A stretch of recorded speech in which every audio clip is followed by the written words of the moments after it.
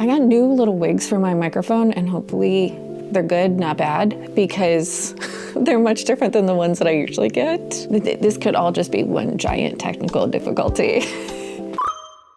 Hey kids, welcome back to another pizza party. I'm Mrs. Pizza. Winnie is back there being our current cinematographer and director, and Cheese.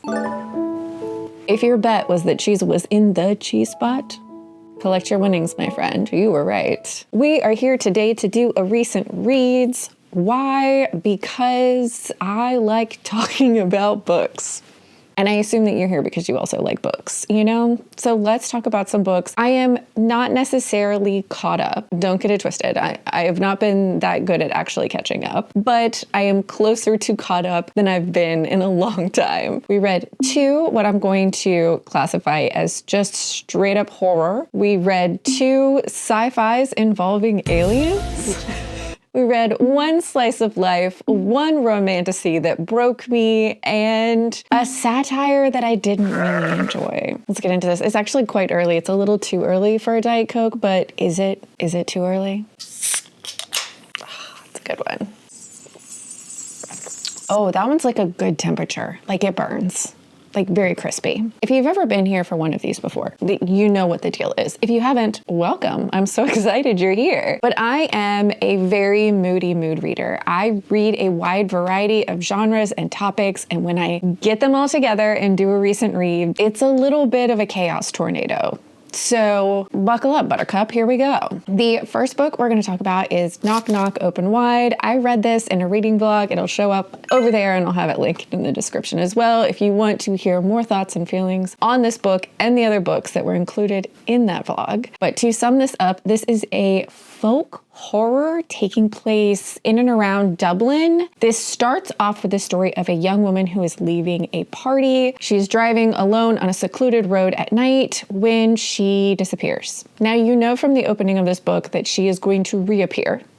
That you are going to find out what happens to her, that she will be found. You then jump 20 years in the future. You meet Betty, who is a young woman who has recently started attending college. And on her very first day there, she meets a beautiful and charismatic young woman named Aisling, and she is immediately attracted to Aisling. The thing you should know about Aisling is her mom was the woman that disappeared in the very beginning of the story. This is really odd and creepy, but I really enjoyed it. The folklore elements were very culty, very Irish, very Irish folklore. But there's also this children's TV show that has this very strange, ominous presence. It's the creepiest sounding children's TV show ever. So there are modern elements to this folklore horror. I enjoyed this. It was weird.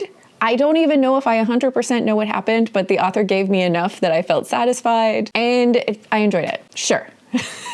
The next book I picked up after that was Walking Practice. I do not know when or how I heard about this book. I know. Let's assume our positions. Do you remember in the beginning of this video where I was just having a good old laugh over the fact that I might have technical difficulties with my new microphone wig? Yeah, so I did, but I absolutely did. It just stopped recording sound, which is fantastic because I made it through this entire video without ever knowing that that's what was happening. But that's okay, Winnie, that's okay. Thank you. Thank you so much for comforting me. No, I don't want licks though. She smells currently like a dog that's been baking in the sunshine, because that's exactly what she is. Get comfy, girl. Let's do this. Before I was so rudely interrupted by technical difficulties, the next book we're going to talk about is Walking Practice. This is one of the weirdest books I have ever read in my entire life. This is incredibly short. It is translated from Korean, and this is about an alien who is living here on Earth, unbeknownst to everyone around them, and having to be a serial killer to survive. Yep, that's what's happening. This is graphic. This is horny in the grossest way possible. Everything is gross. Everything is just bodily functions and fluids, and this alien having an identity crisis about what they're doing here, and who they are, and what humans are, and this was weird. This was absolutely, positively weird. If you want to read something that is really weird, I recommend this. For weirdness and grossness and just uncomfortable horniness. How about that? The next book I picked up after that was Pick a Color, and this is a slice of life story following a woman who owns a nail salon. She previously trained as a boxer earlier in life. That did not work out so much for her, and we spend a day with her and some of her employees and some of the clients in a nail salon. And that is really all this book is. It's like being a fly on the wall for a day in this nail salon where you get little blips through conversations about what's going on in everyone's life. We meet people we like. We meet people we don't like. We don't meet some people, but we talk about them. It was very, very slice of life. I read it very quickly and just kind of felt like I sat in a nail salon for a day listening to everybody talk. It was like people watching through a book. If you like people watching through a book, that's what this book is. I wouldn't say it was great. It just was it what it was. I don't know how else to describe it. The next book I picked up after that was the Autumn Springs Retirement Home Massacre, and this is a slasher where we have a final girl in her 70s, and that is 1000% why I wanted to pick this up. This is the story of Rose, and she lives in a retirement community, which is a set of several buildings, and most people live in 2 apartment-style buildings within this community, when one day somebody starts knocking off some of the old folks in this old folks community. And for the most part, this goes unnoticed in that it is quite regular that people reaching the end of their life will die. And so a lot of the strange deaths are marked as accidents or natural causes or just things that can be wiped away due to old people. You know, old people, they die sometimes. But Rose and some of her friends start seeing how strange it is that the numbers of deaths are racking up quickly, and they start trying to figure out who, what, and why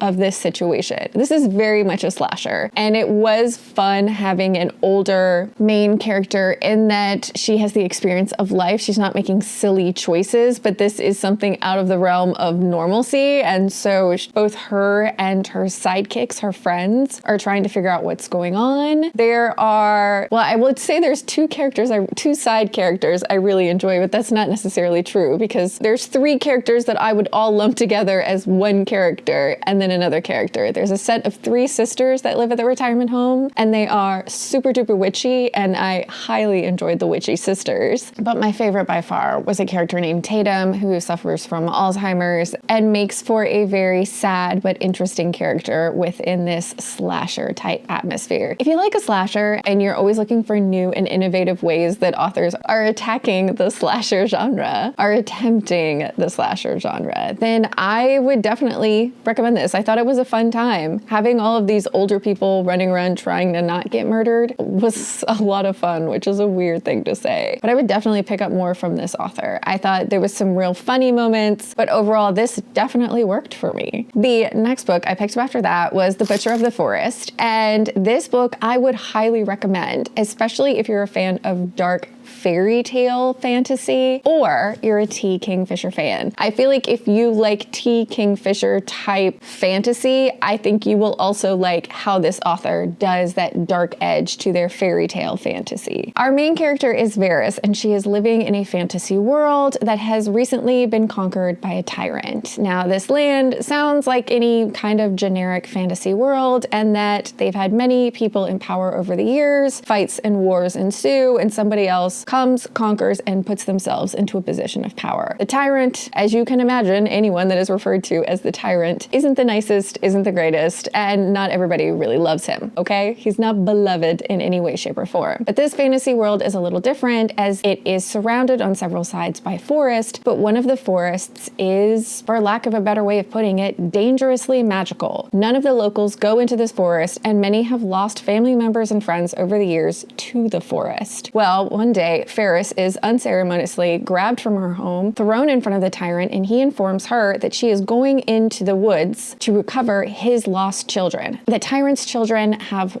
somehow made their way into the forest, and Varys is given a short period of time in which she needs to recover them. The reason Varys is chosen for this is because she's the only person in this entire land who's ever been into the forest and returned alive. She's the only survivor of this magical, dangerous forest place. So, because she has to, under pain of death or God knows what else, she heads out into the forest to recover these 2 children. This was incredibly interesting because Varys has been here before. She has some understanding of the dangers provided, and she learned some things on her last trip through the forest, but that doesn't mean she's aware of all the dangers that it can present. This is darkly fantasy. This is a dark, scary forest full of all sorts of magical and sinister beings, and there's 2 children lost here that she has to find in a very short period of time. I really liked this, and like I said, I think if you're a T. Kingfisher fantasy person, you'll enjoy this as well. And this author, I believe, has a full-length novel, because this is a novella, but has a full-length novel coming out sometime this year, and I'm excited to see what they can do with a lot more pages. The next book I picked up after that is The Seep. This is the story of Trina, and she is a trans woman living in the aftermath of a great alien invasion. But this alien invasion wasn't little green men. This is a almost like plant life, like a algae plant life type thing that isn't itself sentient so much as it's, I'm gonna say Borg-like. It's very hive-minded. And so people of Earth were slowly introduced to the Seep, is what it's called. And the Seep, when ingested, helps people broaden their minds, reach new levels of open-mindedness. It sounds like some kind of ayahuasca trip when you're on it, but also it can physically change you if necessary. It has the ability to do so many things and has brought about world peace through this like hive mind collective serenity that it brings to people. In the opening of this book, Trina is married and her wife tells her that she's decided through the Seep to relive childhood. She wants to be reborn as a baby, and she's found a couple, I believe in France, who are willing to raise her. All of her memories are going to be erased, and she wants to redo life from the beginning. And the Seep is something that offers this to people. Again, you can be or do anything you want. Even Trina herself has had multiple careers that would take many, many years to become a professional in, and yet she's been a doctor and a surgeon and just all of these things. The Seep has really increased every human being's potential. But when Trina's wife decides to be reborn again, Trina starts reeling. This means that her relationship with this person is over, that her wife will cease to be, and Trina doesn't know who she is without her wife. She doesn't really know who she is anymore without the Seep, and this is a character study about Trina really figuring out who she is as a person, who she is in society, coming to terms with some of her own hang-ups, and with the Seep there, with all opportunities available, what opportunities do you take and which ones do you shun? This was interesting. It's really short. It is very much an alien invasion story, but the invasion isn't some big horrible war. It's the slow seeping into society and changing it into something different. The next book I picked up after that was Girl Dinner. This is my second book from this author, and so far I've been lukewarm on both. This book is a satire and is taking place in a college where the main through line is this sorority known as the House, where all of its members are beautiful and perfect and smart and motivated and end up going on after graduating from college and leaving the house to live successful and aspirational lives. We have 2 main characters that we're following. We have Nina, who is a sophomore who is pledging the house and wants nothing more than to be a member of this group of beautiful, successful, talented, motivated young women. And then we have Sloane, who is a professor who has recently put her professional career on the back burner to come work at this college because her husband got a job on the tenure track here. So she's feeling a little lost in life after losing her own tenure track at a previous college and becoming a mother, when she also gets wrapped up in the house and some of its former members. The through line, the thing in the middle of this, is the house, this embodiment of perfection and womanhood, where we have these 2 main characters in different places interacting with the house, and it's fine. It's absolutely fine. A lot of people will try and get you to read this because they talk about Girl Dinner, and this has just a teeny touch of the cannibalism in it, which I don't believe is a spoiler because everyone I've heard talk about it tells you about the little teeny bit of cannibalism in this. It is such a minor part, and it is kind of a metaphor. This is not a gruesome and dark and gory book. This is not a horror book. There's just some horrific things that happen, but you're barely there in the room when they happen. you don't get to see any of the carnage. This is more of a metaphor of these girls having to resort to cannibalism to become successful, to have shiny hair and successful careers, to have better skin and more social media followers. You gotta eat people. But that's not really what this is about.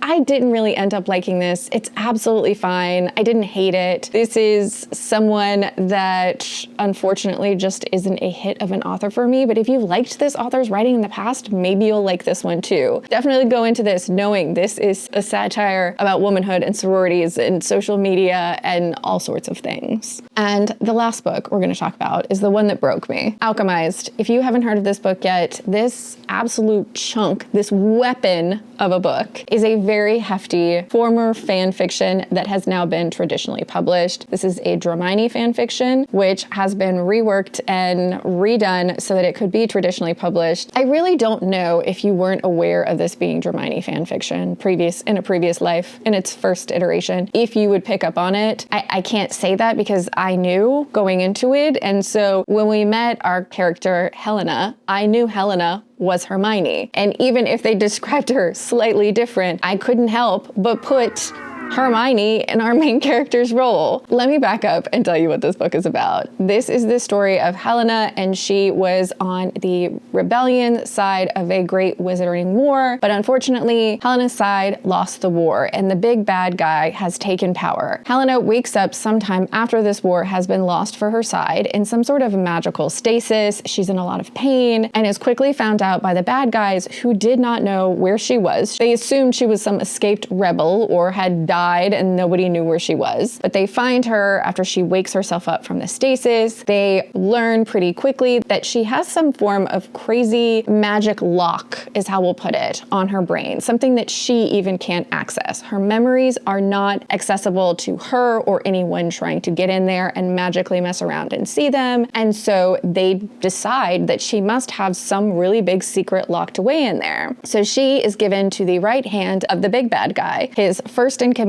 to try and suss out what the hell is locked in Helena's mind. Now, Kane, and Helena are locked in a house together, and it's like Draco Manor. It's this giant, gothic, crazy magic house that they're locked in. This is Harry Potter meets The Handmaid's Tale, but darker and just trauma. You're gonna cry. This is just trying to hurt you at every turn. We have two characters that would absolutely sacrifice themselves over and over and over again for the people they love and care about, which can be just hard to read because they're going to make the choice that will hurt everyone the most, it seems. This is war propaganda. This is the bad guys not all actually being bad guys and the good guys not actually being good guys. There's a lot of gray area in war, and we talk about that. There's war crimes and other crimes and horrible things being done to absolutely everybody, and then you cry some more. That is this book. It's absolutely trying to hurt you, but I ate it up. Every time I picked this up, I did not want to put it down. The only reason I didn't read it any faster is because it hurt so much to read. You had to mentally prepare yourself to go through some trauma in this book. If you want a dark fantasy romance, this will definitely deliver in that there's just dark things happening all the time around these people. But I read it, I ate it up, I gave it 5 stars. Do I expect everyone to give it 5 stars? No, but I had to. The reading experience I had was just so intense. That's Alchemized, and it's hurting my hand to hold this up as long as I've been holding it up. It's very heavy. But that, kids, is where we are going to end this video. Hopefully the audio recorded this time, and if not, I don't know, I'll just go cry in the fetal position somewhere and try again next week. But if you had fun hanging out with me and the dogs, please subscribe. I hope you're reading good books out there, and I'd love to hear about them. Tell me all about them in the comments, and we'll see you next time.